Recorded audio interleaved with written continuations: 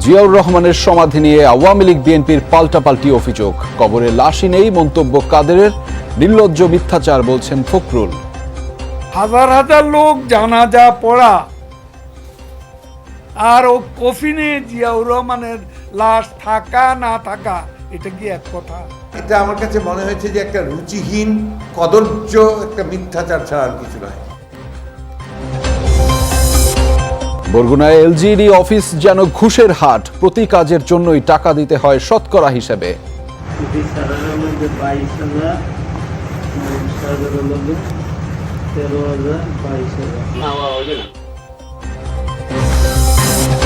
Bridge থাকলেও নেই সংযোগ সড়ক। ময়মনসিংহে নির্মাণের 15 বছরেও ব্যবহার হয়নি চারটির একটিও।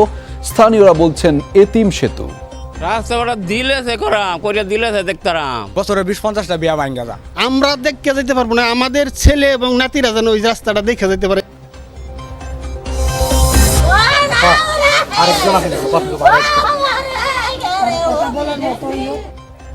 ব্রাহ্মণবাড়িয়ায় ট্রলার ডুবির ঘটনায় উদ্ধার অভিযান শেষ। নিহতের সংখ্যা 22, এখনো কয়েকজন নিখোঁজের দাবি। 2 মাস পর করোনায় প্রাণহানি 100-র নিচে। রাজধানীর হাসপাতালে কমেছে রোগীর চাপ। গ্রামের 50 ঊর্ধ্বরা টিকার অগ্রাধিকার পাবেন। গাড়ি চুরি করে কোটিপতি বনে যাওয়া চক্রের মূল হোতা আজিম সহ 5 জন গ্রেফতার। চালকদের হাত করে কখনো কখনো ছিনতাইয়ের নাটক সাজায় তারা। এই চক্রটি শতাধিক গাড়ি তারা চুরি করেছে এবং চোরাইকৃত গাড়ি বিভিন্ন সরঞ্জামাদি রাজধানীর ধোলাইখাল সহ বিভিন্ন স্থানে বিক্রি করেছে।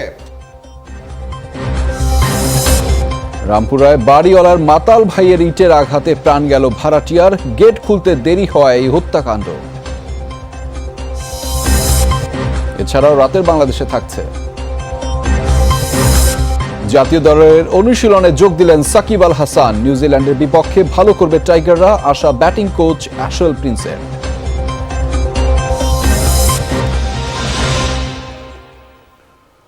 দর্শক, এতক্ষণ শিরোনাম দেখছিলেন, তবে এই মুহূর্তে অবশ্যই মনে করে দিতে চাই আপনারা সবাই ঘরে এবং ঘরের বাইরে সব জায়গায় কিছুক্ষণ পর পর হ্যান্ড স্যানিটাইজার দিয়ে হাত ভালোভাবে জীবাণুমুক্ত করে নেবেন। এবার জানাচ্ছি বিস্তারিত। বিএনপির প্রতিষ্ঠাতা জিয়াউর রহমানের জানাজায় অনেক মানুষ হয়েছিল, কিন্তু কফিনে জিয়ার লাশ ছিল না, এমন মন্তব্য করেছেন আওয়ামী লীগ সাধারণ সম্পাদক ওবায়দুল কাদের। আর মুক্তিযুদ্ধ বিষয়ক মন্ত্রী আকম মোজাম্মেল হক জানিয়েছেন, জাতীয় সংসদ ভবনের মূল নকশার বাইরে জিয়ার সমাধিসহ সব স্থাপনা সরিয়ে ফেলা হবে। 1981 সালের 2 জুন রাজধানীর শেরেবাংলা নগরে অনুষ্ঠিত হয় রাষ্ট্রপতি এবং বিএনপির প্রতিষ্ঠাতা জিয়াউর রহমানের জানাজা। মরদেহ দাফন করা হয় চন্দ্রিমা উদ্যানে। 40 বছর পর জিয়াউর রহমানের লাশ কোথায়, তা নিয়ে রাজনীতির মাঠ উত্তপ্ত। ক্ষমতাসীন আওয়ামী লীগের সাধারণ সম্পাদক ওবায়দুল কাদের বলেন, বিমান হামলায় নিহত পাকিস্তানের রাষ্ট্রপতি জিয়াউল হকের জানাজায় অনেক মানুষ হয়েছিল, কিন্তু সেই কফিনে তার লাশ ছিল না। একই অবস্থা বাংলাদেশের রাষ্ট্রপতি জিয়াউর রহমানের ক্ষেত্রেও। হাজার হাজার লোক জানাজা পড়া আর ও কফিনে জিয়াউর রহমানের লাশ থাকা না থাকা এটা কি এক কথা? এই লাশ নিয়ে বিতর্ক করতে চাই না। পাকিস্তানের প্রেসিডেন্ট জেনারেল জিয়াউল হক বিমান দুর্ঘটনায় নিহত হলেন ফয়সাল মসজিদের সামনে ইসলামাবাদে। এর চেয়েও বেশি লোক হয়েছে যত লোক জিয়াউর রহমানের জন্য ঢাকায় হয়েছে, কিন্তু ওই কফিনেও জিয়াউল হক নেই, এই কফিনেও জিয়াউর রহমান নেই। মুক্তিযুদ্ধ বিষয়ক মন্ত্রী আকম মোজাম্মেল হকের দাবি, জিয়াউর রহমানের খুনিরা বলেছিল জিয়ার লাশ পুড়িয়ে দেওয়া হয়েছিল। জিয়াকে যারা হত্যা করেছে তারা দাবি করেছিল যে ওই বার্ন ট্রেসেস, আমরা পুইরা ছাই করে দিয়েছি। ডিএনএ টেস্ট করে প্রমাণ করেন যে জিয়ার লাশ এখানে সমাহিত মানে কবর দেওয়া হয়েছে। মূল নকশার বাড়িয়ে যা যা আছে খালি জিয়ার কবর না, আরো কিছু আছে, আরো মানুষের কবর আছে, এগুলো থাকতে পারে না। চন্দ্রিমা উদ্যানে জিয়াউর রহমানের মরদেহ নাই চ্যালেঞ্জ করে মুক্তিযুদ্ধমন্ত্রী আরও জানান, জাতীয় সংসদের মূল নকশার বাইরের সব স্থাপনা সরিয়ে ফেলা হবে। নাজমুল হোসেন, যমুনা নিউজ, ঢাকা। জিয়াউর রহমানের মুক্তিযুদ্ধে অংশগ্রহণ ও সমাধি সম্পর্কে প্রধানমন্ত্রীর বক্তব্য নির্লজ্জ মিথ্যাচার, এমন মন্তব্য করেছেন দলের মহাসচিব মির্জা ফখরুল ইসলাম আলমগীর। বলেছেন, জনগণের দৃষ্টি ভিন্ন দিকে নেয়ার এসব অপচেষ্টা রাজনৈতিক দেউলিয়াত্বের প্রমাণ। গুলশানে এক সংবাদ সম্মেলনে তিনি একথা বলেন। চন্দ্রিম উদ্যানের কবরে জিয়াউর রহমানের লাশ নেই মন্তব্য করে প্রধানমন্ত্রী শেখ হাসিনা বৃহস্পতিবার শোক দিবসের এক সভায় বলেছেন, তারপরেও সেখানে গিয়ে বিশৃঙ্খলা সৃষ্টির চেষ্টা করে বিএনপি। প্রধানমন্ত্রীর এই বক্তব্যকে মিথ্যাচার বলছে বিএনপির স্থায়ী কমিটি। সকালে চেয়ারপারসনের গুলশান কার্যালয়ে সংবাদ সম্মেলনে দলের মহাসচিব মির্জা ফখরুল ইসলাম আলমগীর স্থায়ী কমিটির বৈঠকের সিদ্ধান্ত জানান। এ সময় তিনি বলেন, জাতিকে বিভ্রান্ত ও জনগণের দৃষ্টি ভিন্ন খাতে প্রবাহিত করতে প্রধানমন্ত্রীর এমন বক্তব্য রাজনৈতিক দেউলিয়াত্ব প্রমাণ করে। এটা আমার কাছে মনে হয়েছে যে একটা রুচিহীন কদর্য একটা মিথ্যাচার ছাড়া আর কিছু নয়। দাফন হয়েছে, আপনার লক্ষ লক্ষ লোক সেই জানাজায় শরিক হয়েছে। এক সময় ওনাকে নিয়ে টানা, আবার ওই টানতে গেলে তখন আপনার শেখ মুজিবুর রহমানকেও টানা হয়। এইগুলো আমরা করতে চাই না। We don't want to do that. এরা আমাদের সবাই শ্রদ্ধেয় নেতা, তাদেরকে সেই জায়গাতেই রাখা উচিত। ফখরুল বলেন, চেয়ারপারসন খালেদা জিয়া সহ বিগত দিনগুলোতে নেতাকর্মীদের বিরুদ্ধে দায়ের করা মামলা নতুন করে সামনে আনার প্রক্রিয়াও নীল নকশার অংশ। রাজনীতি থেকে দূরে সরিয়ে রাখা, নির্বাচনের প্রক্রিয়া থেকে দূরে সরিয়ে রাখা, এবং সামনে যে আপনার 2 বছর পরে যে নির্বাচন হবে তার আগেই বিএনপি নেতাকর্মীদেরকে, বিশেষ করে আপনার সিনিয়র নেতাকর্মীদেরকে তাদেরকে আপনার কারাগারে পাঠিয়ে দেওয়া, এই একটা নীল নকশা, একটা চক্রান্ত। রোহিঙ্গা ইস্যুতে কূটনৈতিক ব্যর্থতার কথা উল্লেখ করে বিএনপি মহাসচিব বলেন, সরকারই এই সংকটের সমাধান চায় না। সরকারের কূটনৈতিক ব্যর্থতার তীব্র সমালোচনা করা হয়। এ সময় স্বাস্থ্যবিধি মেনে অবিলম্বে শিক্ষা প্রতিষ্ঠান খুলে দেওয়ার আহ্বানও জানায় বিএনপি। মূল জায়গাটা আসে না কেন তারা, যে আমরা নির্বাচনটাকে কিভাবে করবেন। সাইফুদ্দিন রবিন, যমুনা নিউজ, ঢাকা। চিকিৎসার জন্য বিদেশ যেতে চাইলে বিএনপি চেয়ারপারসন খালেদা জিয়াকে কারাগারে গিয়ে আবেদন করতে হবে বলে জানিয়েছেন আইনমন্ত্রী আনিসুল হক। দুপুরে রাজধানীর কারওয়ান বাজারে ল রিপোর্টার্স ফোরাম ও MRDI-এর এক কর্মশালায় যোগ দেন তিনি। সেখানে আইনমন্ত্রী বলেন, যে আবেদনের প্রেক্ষিতে খালেদা জিয়ার দণ্ড স্থগিত করা হয়েছে সেটিতে বিদেশ যাওয়ার অনুমতি দেওয়ার কোনো সুযোগ নেই। 21 আগস্ট গ্রেনেড হামলার মামলায় বিএনপির ভারপ্রাপ্ত চেয়ারম্যান তারেক রহমানের সাজা বাড়ানোর বিষয়ে বলেন, 15 সেপ্টেম্বরের আগে দ্বৈত বেঞ্চ গঠন করা হবে। 20 অক্টোবরের পর ঠিক করা হবে শুনানির দিন। আবার অ্যাপ্লিকেশন করতে হলে এই অ্যাপ্লিকেশন বাতিল করে ওনাকে জেলখানায় গিয়ে আবার অ্যাপ্লিকেশন করতে হবে। তো দ্যাট হ্যাজ নট বিন ডান। ওনাকে বিদেশ যাওয়ার ক্ষমতা 401-এ কিন্তু দেওয়া যেতে পারে, কিন্তু এটা বলা আছে শর্ত সাপেক্ষে। আমি যদি শর্ত দিয়ে দেই বিদেশ যেতে পারবে না, এবং সেটা যদি মানা হয় তাহলে বিদেশ যেতে পারবে না। বরগুনায় এলজিইডির কর্মকর্তা কর্মচারীদের ঘুষ লেনদেন নতুন কিছু নয়, তবে সম্প্রতি টাকা নেয়ার ভিডিও সামাজিক যোগাযোগ মাধ্যমে ভাইরাল হওয়ায় তা নতুন করে আলোচনা এসেছে। ভয়ে ক্যামেরার সামনে মুখ না খুললেও ঠিকাদাররা জানান, প্রতিটি কাজেই শতকরা হিসাবে টাকা দিত এলজিইডি অফিসে। সচেতন নাগরিকরা বলেছেন, এমন ঘুষ লেনদেনের কারণে উন্নয়ন কাজগুলো নিম্নমানের হচ্ছে।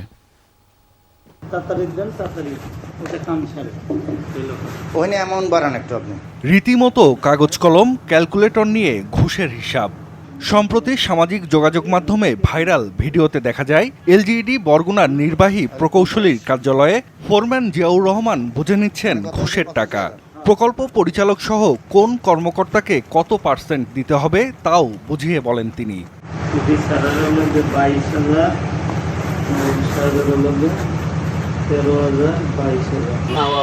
যমুনা টেলিভিশনের হাতে আসা আরেকটি ভিডিওতে দেখা যায়, এলজিইডির আমতলী উপজেলা প্রকৌশলী কার্যালয়ের হিসাবরক্ষক হুমায়ুন কবির একজনের কাছ থেকে টাকা নিচ্ছেন। ইউনো ইঞ্জিনিয়ার সহ কর্মকর্তাদের ভাগের টাকা দেওয়ার পর কিছু থাকবে না বলেও আক্ষেপ করতে শোনা যায় তাকে। এ বিষয়ে জানতে চাইলে ফোরম্যান জিয়াউর রহমান নিজেকে অসুস্থ দাবি করে কথা বলতে রাজি হননি। আর হিসাবরক্ষক হুমায়ুন কবির ঘুষ লেনদেনের কথা অস্বীকার করেছেন। অফিস ফান্ডের টাকা আসে, আমরা বিভিন্ন টাকা আসে না আমাদের তো এখানে স্পষ্ট বলতেছিলেন যে ইউনো স্যারের টাকা, তারপর ইঞ্জিনিয়ার স্যারের টাকা। না, এরকম বলছি কিনা আমার মনে হয় না আর কি। আমি অসুস্থ, এই বিষয় নিয়ে মানে এত তড়িঘড়ি ছিলাম, এলজিইডির উপসহকারী প্রকৌশলী মিজানুর রহমানের টাকা নেয়ারও একটি ভিডিও হাতে এসেছে যমুনা টেলিভিশনের। ইউনো কার্যালয়ের সামনে ফরহাদ জমাদ্দার নামে এক ঠিকাদারের সাথে মারামারিও করতে দেখা যায় মিজানুর রহমানকে। অভিযোগ ঘুষ লেনদেন নিয়ে দ্বন্দ্বের জেরে এই ঘটনা, যদিও বিষয়টি অস্বীকার করেছেন মিজানুর রহমান। নিলামের একটা কাগজ আনার জন্য ডিসি করে রওনা দিতে ওনার বললাম যে আমি পরে এসে দেবো, উনি বলে না এখনই দিতে হইবে। এই জিনিসটা উনি আর কি সহ্য করতে পারেনি। বিল ও জামানত আটকে যাওয়ার ভয়ে ক্যামেরার সামনে কথা বলতে রাজি হননি সংশ্লিষ্ট ঠিকাদাররা। এলজিইডি অফিসের অনিয়ম দুর্নীতি গুরুত্বের সাথে খতিয়ে দেখার দাবি জানিয়েছেন সচেতন নাগরিকরা। মারামারি হাতাহাতি বা যেভাবে তারা প্রকাশ্যে ঘুষ বাণিজ্যের চালাচ্ছে, এটা জাতির জন্য খুবই লজ্জাজনক, আমাদের জন্য এটা খুবই দুঃখজনক। ঊর্ধ্বতন কর্তৃপক্ষের অনুমতির দোহাই দিয়ে এ বিষয়ে কথা বলতে রাজি হননি এলজিইডির নির্বাহী প্রকৌশলী। জাহিদ হাসান, যমুনা নিউজ। দর্শক, এতিম শিশু শব্দ দুটি শুনেছেন নিশ্চয়ই, কিন্তু এতিম সেতু শুনেছেন কখনো? না শুনলে আজ শুনুন। নির্মাণ হবার পর প্রায় 15 বছর ধরে অব্যবহৃত পড়ে আছে ময়মনসিংহের হালুয়াঘাটের 4টি সেতু। শুধু সংযোগ সড়ক না থাকায় বিলের মাঝে নির্মিত সেতুগুলো কোনো কাজেই আসছে না। দীর্ঘদিনের দাবি সত্ত্বেও দেখার কেউ না থাকায় সেতুগুলোকে অনাথ বলেই ডাকেন স্থানীয়রা। হুসাইন শাহিদের রিপোর্টে থাকছে বিস্তারিত। দেখে মনে হতে পারে কংক্রিটের সেতুগুলোর সংযোগ সড়ক বোধহয় ডুবে আছে বর্ষার জলে, তাই হাঁটু জল মারিয়ে লোকজনকে পার হতে হচ্ছে। এবার সমতলে দাঁড়িয়ে দেখা যাক।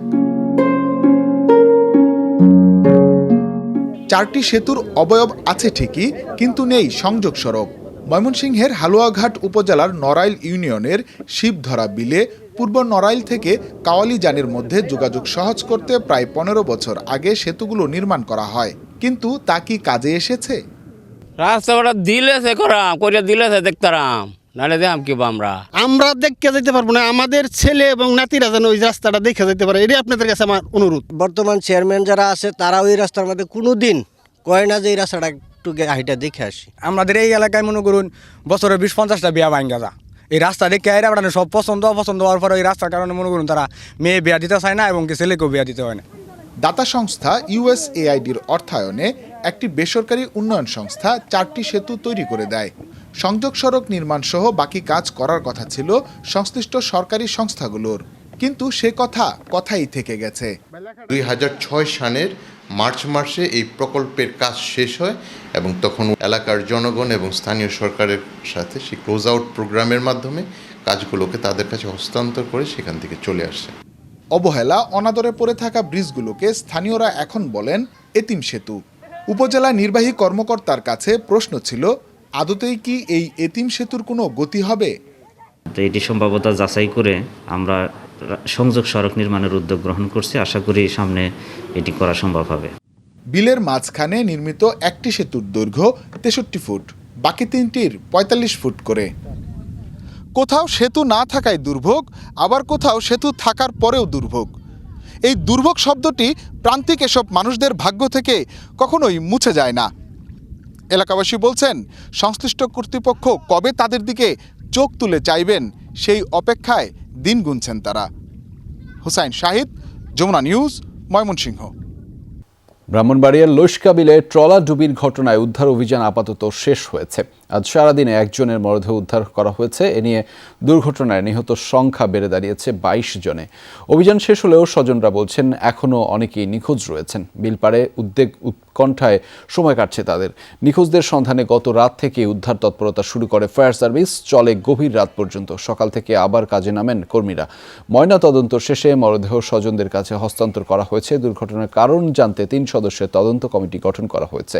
নিষেধাজ্ঞা জারি করা হয়েছে বিজয়নগর থেকে সব ধরনের নৌযান চলাচলে। ধাক্কা দেয়া বালখেড়ের 5 শ্রমিক সহ 7 জনের বিরুদ্ধে মামলা করেছেন নিহতের স্বজনরা। রাতেই আটক করা হয় বালখেড়ের 3 শ্রমিক সহ 5 জনকে। শুক্রবার বিকেলে বিজয়নগরের চম্পকনগরে বালুবাহী বালখেড়ের ধাক্কায় ডুবে যায় যাত্রীবাহী ট্রলারটি।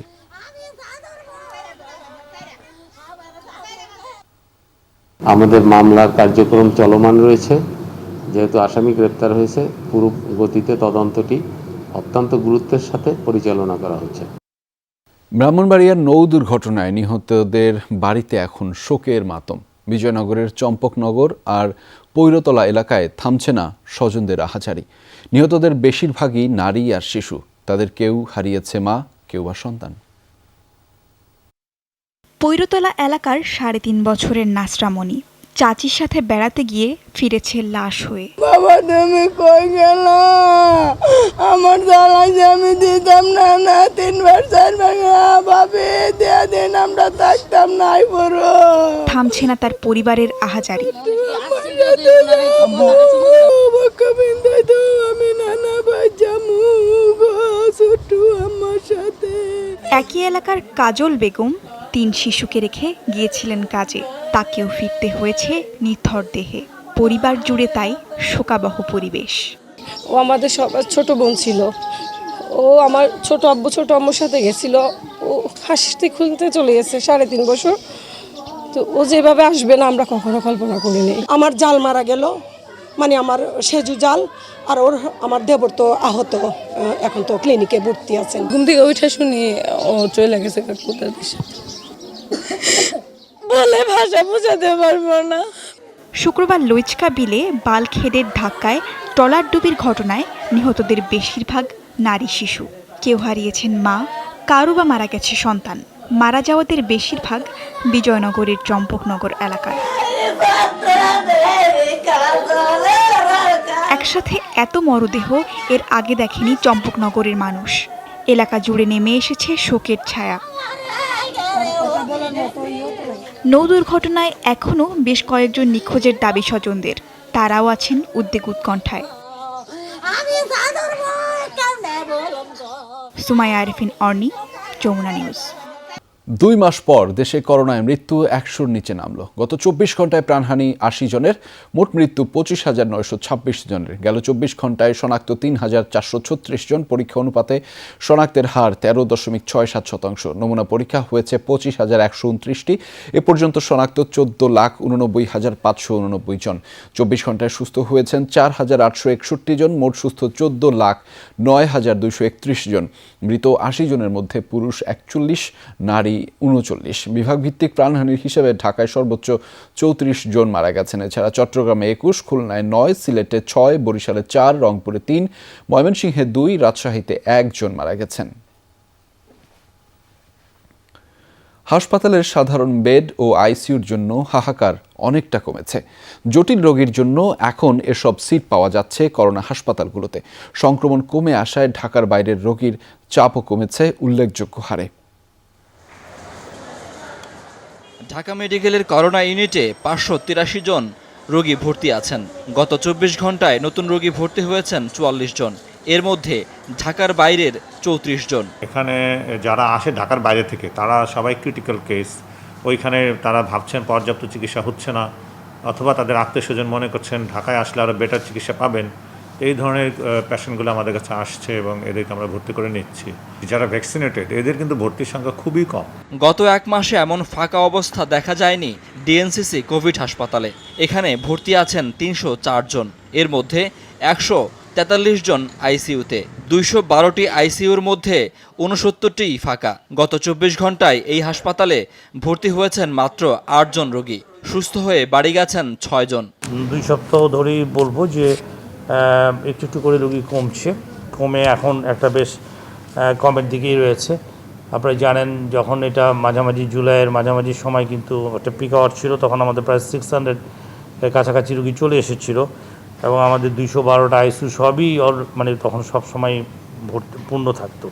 তো এখন সেই জায়গাতেও কিছুটা খালি আছে এবং ওভারঅল তো আমাদের জেনারেল বেড পুরোটাই খালি। আইসিইউতেও কিছু খালি আছে।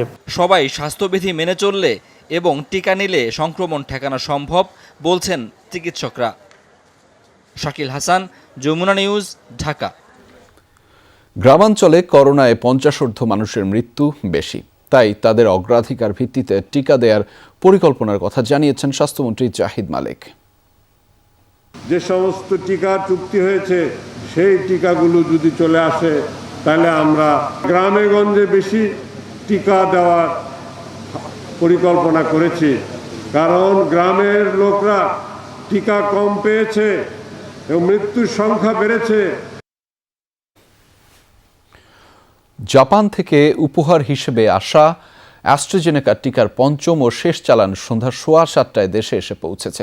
প্রথমে 3:15টায় টিকা অবতরণের কথা থাকলেও পরে সময়সূচি পরিবর্তন করা হয়। বিশ্ব স্বাস্থ্য সংস্থার করোনার টিকা বিতরণ কর্মসূচি কোভ্যাক্সের আওতায় এসব টিকা পেল বাংলাদেশ। টিকার এই শেষ চালানে এলো 6,34,920 ডোজ টিকা। এসব টিকা রাজধানীর তেজগাঁও শিল্পাঞ্চল এলাকায় সম্প্রসারিত টিকাদান কর্মসূচি সংরক্ষণাগারে রাখা হবে। এর আগে গত 21 আগস্ট বিকেলে জাপান থেকে অ্যাস্ট্রাজেনেকার 7,81,000 ডোজ টিকা চতুর্থ চালান বাংলাদেশে আসে।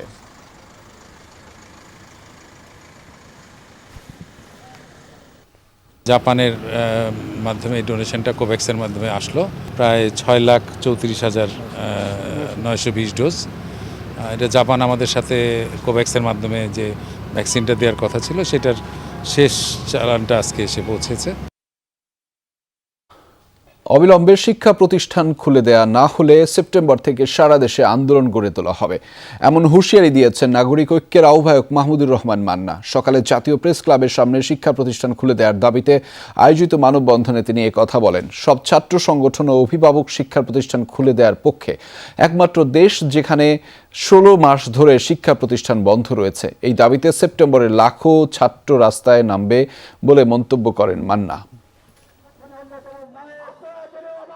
যাকে বিশ্বাস করে গাড়ি চালকের দায়িত্ব দিয়েছেন সেই যদি হয় চোর, তাহলে নিরাপত্তা কোথায়?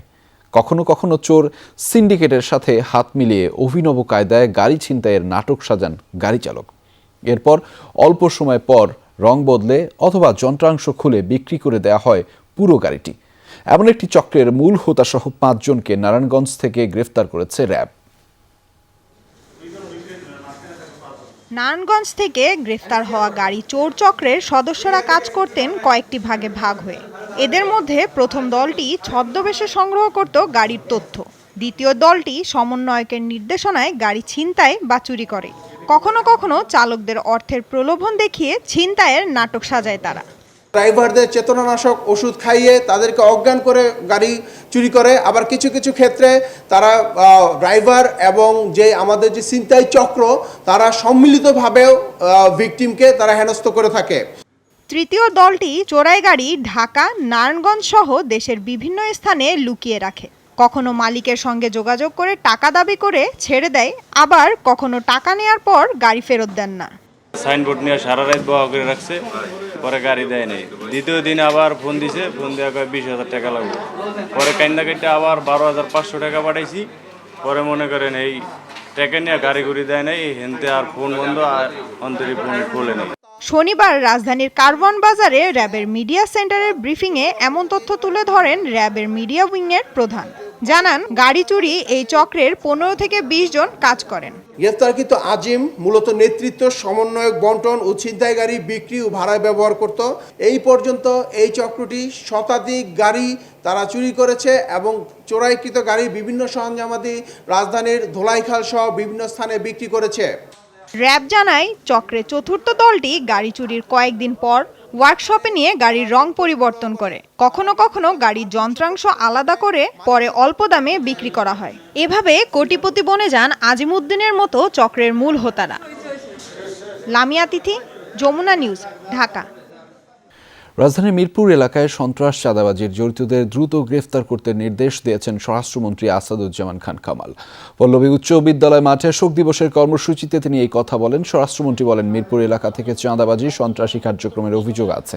প্রধানমন্ত্রী এদের ব্যাপারে ব্যবস্থা নিতে তাকে নির্দেশ দিয়েছেন। পুলিশের মিরপুর বিভাগের কর্মকর্তাদের এসবের বিরুদ্ধে ব্যবস্থা নেওয়ার নির্দেশ দেন তিনি। বলেন, সন্ত্রাসী চাঁদাবাজির তালিকা করে তাদের ধরতে হবে। এ নিয়ে যত অভিযোগ আসছে সব ভালোভাবে তদন্তের নির্দেশ দেন তিনি। রাজধানীর পশ্চিম রামপুরার উলন রোডে বাড়িওয়ালার মাতাল ভাইয়ের ইটের আঘাতে প্রাণ গেছে এক প্রবীণ ভাড়াটিয়ার। 2 ছেলে আর স্ত্রী বাধা দিতে গেলে আঘাত করা হয় তাদেরও। এ সময় চিৎকার করে বাঁচানোর আকুতি জানালেও এগিয়ে আসেনি প্রতিবেশীরা। গেট খোলা নিয়ে এমন হত্যায় বিস্মিত এলাকাবাসী। খুনি জিকুকে আসামি করে মামলা হয়েছে হাতিরঝিল থানায়। প্রায় রাতে মাতাল অবস্থায় বাসায় ফেরে বাড়ির মালিকের ছোট ভাই কাজী জিকু। গেট খোলার জন্য প্রতিদিনই ডাকা হয় নিচতলার ভাড়াটিয়াদের। রাত 1টার দিকে গেট খুলতে সামান্য দেরি হওয়ায় ভাড়াটিয়া কামরুল ইসলাম ও তার 2 ছেলের সাথে কথা কাটাকাটি শুরু হয় জিকুর। এক পর্যায়ে জিকু কামরুলের মাথায় ইট দিয়ে আঘাত করতে থাকে। মাটিতে লুটিয়ে পড়ে কামরুলের ছোট ছেলে আজিজুলের মাথায়ও আঘাত করে জিকু। গুরুতর আহত কামরুলকে হাসপাতালে নেওয়া হলে চিকিৎসক তাকে মৃত ঘোষণা করেন। মারধরের চিৎকার আশপাশের বাসিন্দারা শুনলেও এগিয়ে আসেনি কেউই। ওই যে আমরা মনে করছি কি ধর চিল্লাচিল্লি তো ওই যে মনে করছি সন্ত্রাস আসানো মানে দুই দল পোলাপানটা মারামারি লাগে, তা আমরা ভাবছিলাম হয়তো এটা বলছে বাঁচাও বাঁচাও। হ্যাঁ, ও অনেক মনে করছি এলাকার কোনো পোলাপান লাগছে মারামারি, হয়তো কারে কে বাঁচাইতে যায় কার কুপ কে খায়, এই বইতে আমরা আর বাইরে। ওনার বড় ছেলের মাথায় একটু প্রবলেম হয়েছে বুঝলেন, ওনার লাগে মানে লাগছে, তাই আমরা তো জানি না গেট খুলতে বলছে বলে। সন্তানরা জানালেন চোখের সামনে তাদের বাবাকে মেরে ফেলা হয়েছে। হাসপাতালে নেওয়ার সময়ও পাননি কাউকে। চাইলেন হত্যার দৃষ্টান্তমূলক শাস্তি। আমরা সামান্য একটা ভাড়াটিয়া, গেট খোলার দায়িত্ব কি আমাদের? একটা মানুষ হঠাৎ করে গেট খুলে অযথা গালাগালি করলে একটা নর্মাল কোশ্চেন যে কোনো ভাড়াটিয়া করবে, তো সেই জন্য কি গায়ে হাত তুলে মানুষ মার্ডার করে ফেলতে পারবে নাকি? এটা তো ইম্পসিবল ঘটনা। আমরা সুষ্ঠু বিচার চাই। র্যাবের লোক স্বজনও আমাদের সাথে কথা বলছেন, আর হাতিরঝিল থানার ওসি সাহেবও আমাদেরকে যথেষ্ট হেল্প করতেছেন, উনি যথেষ্ট চেষ্টা করতেছেন। সামান্য গেট খোলা নিয়ে এমন খুনের ঘটনায় হতবাক এলাকাবাসী। রাব্বি সিদ্দিকী, যমুনা নিউজ, ঢাকা। বাংলাদেশ দলের দ্বিতীয় দিনের অনুশীলনে ফিরেছেন সাকিব আল হাসান। প্রথম দিনে ব্যাটিংয়ে মগ্ন ছিলেন তিনি। তবে শুধু সাকিব নন, এদিন পুরো দলের অনুশীলনে ব্যাটিং আর বোলিংকে বাড়তি গুরুত্ব দিয়েছেন কোচিং স্টাফরা। নতুন ব্যাটিং কোচ অ্যাশওয়েল প্রিন্স বলেছেন নিউজিল্যান্ড সিরিজে ভালো করবে টাইগাররা।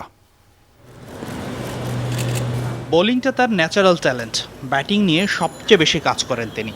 সাকিব আল হাসানকে নিয়ে এই কথাটি সবসময় বলে থাকেন তার কোচ মোহাম্মদ সালাউদ্দিন। নিউজিল্যান্ড সিরিজের ক্যাম্পে শনিবার যোগ দিয়েই সাকিব কাজ করলেন ঠিক একই পন্থায়। সবার আগে ব্যাট হাতে চলে গেলেন ইনডোর গ্রাউন্ডের নেটে, যেখানে প্রায় 1 ঘন্টার বেশি সময় নিজেকে ব্যাট হাতে শানিত করেছেন সাকিব। সাকিবের পাশাপাশি টাইগারদের দ্বিতীয় দিনের সেশনে ব্যাটিং আর বোলিংকে সবচেয়ে বেশি গুরুত্ব দিয়েছে টিম ম্যানেজমেন্ট। নেটে যখন অন্য ব্যাটসম্যানরা নিজেদের ঝালিয়ে নিচ্ছে, তখন মূল মাঠে ব্যস্ত উইকেট কিপাররা।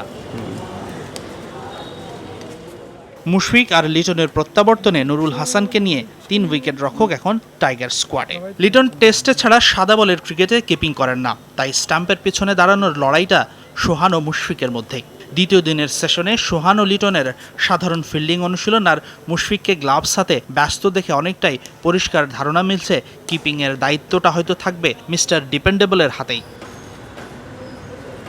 তবে কিপিং নয়, টাইগার কোচিং স্টাফদের মূল ভাবনা কেবল ব্যাটিংয়ে উন্নতি, যার মূল দায়িত্ব নতুন ব্যাটিং কোচ অ্যাশওয়েল প্রিন্সের কাঁধে। অজিদের বিপক্ষে কন্ডিশন খুব কঠিন ছিল, মাথায় রাখতে হবে সেটা। ব্যক্তিগতভাবে ওপেনিং নিয়ে চিন্তিত নই আমি। জিম্বাবুয়েতে ভালো করেছিল ছেলেরা। ব্যাটসম্যানদের মূল চ্যালেঞ্জ হবে কন্ডিশনের সাথে মানিয়ে নিয়ে খেলা। সবকিছু ঠিক থাকলে অজিদের মতোই একই কৌশলে নিউজিল্যান্ডকে বধ করতে চায় বাংলাদেশ। তবে পার্থক্যটা হচ্ছে টাইগারদের রণকৌশলটা কেমন হবে তা আগেই জানায় এবার অতিথিদের। আমার ধারণা নিউজিল্যান্ড আমাদের দল সম্বন্ধে খুব ভালোভাবে ধারণা নিয়ে এসেছে। সবশেষ অস্ট্রেলিয়া সিরিজটা থেকে ভালো মতো শিক্ষা নেবে তারা। আমাদের ব্যাটিং বোলিং 2 বিভাগের শক্তি দুর্বলতার নিশ্চয়ই সন্ধান করছে। নিউজিল্যান্ড খুব চৌকস একটি দল। এদিকে বাংলাদেশের মতোই টানা দ্বিতীয় দিন মিরপুরে অনুশীলন করেছে নিউজিল্যান্ড ক্রিকেট দল। হাসিনুর রহমান, যমুনা স্পোর্টস, ঢাকা। আফগানিস্তানে আটকে পড়া 12 বাংলাদেশি কাবুল বিমানবন্দরে মার্কিন সেনাদের তত্ত্বাবধানে আছেন। কিছুক্ষণের মধ্যে দেশের উদ্দেশ্যে রওনা দেবেন তারা বলে জানিয়েছেন পররাষ্ট্রমন্ত্রী ডক্টর এ কে আব্দুল মোমেন। এর আগে দুপুরে বঙ্গবন্ধুর স্মৃতিচারণ বিষয়ক এক সেমিনার শেষে সাংবাদিকদের সাথে কথা বলেন তিনি। জানান, আফগানিস্তানে আটকে পড়া 15 বাংলাদেশি নিরাপদে আছেন। তিনি আরও বলেন, আসন্ন ইউরোপ সফরে রোহিঙ্গা ইস্যুটা বেশি প্রাধান্য পাবে। করোনার কারণে বাংলাদেশ থেকে যাতায়াতে যুক্তরাজ্যে রেড অ্যালার্ট এখন অযৌক্তিক বলে মন্তব্য করেন মন্ত্রী। ওয়েবিনারে বঙ্গবন্ধুকে নিয়ে একটি বইয়ের মোড়ক উন্মোচন করা হয়।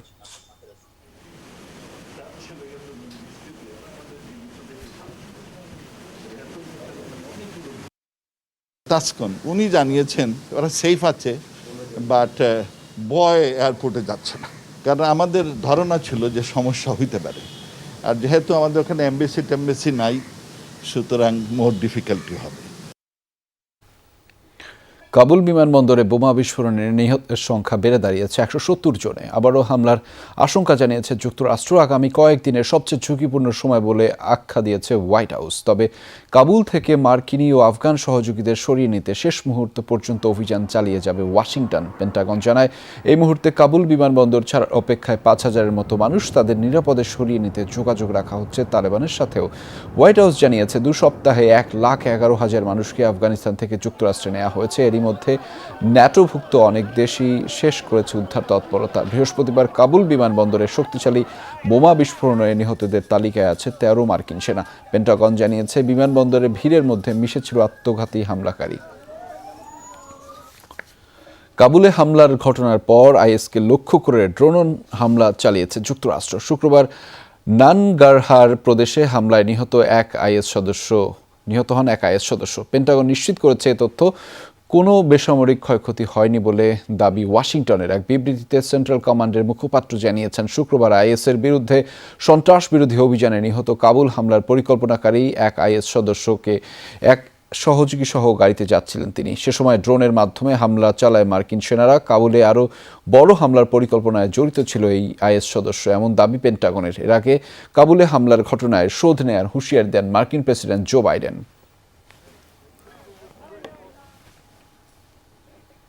দর্শক, এই ছিল রাতের বাংলাদেশের আয়োজনে। তবে এই মুহূর্তে আবারও মনে করিয়ে দিতে চাই, আপনারা সবাই ঘরে এবং ঘরের বাইরে সব জায়গায় কিছুক্ষণ পর হ্যান্ড স্যানিটাইজার দিয়ে হাত ভালোভাবে জীবাণুমুক্ত করে নেবেন। এতক্ষণ আমাদের সাথে থাকার জন্য সবাইকে ধন্যবাদ।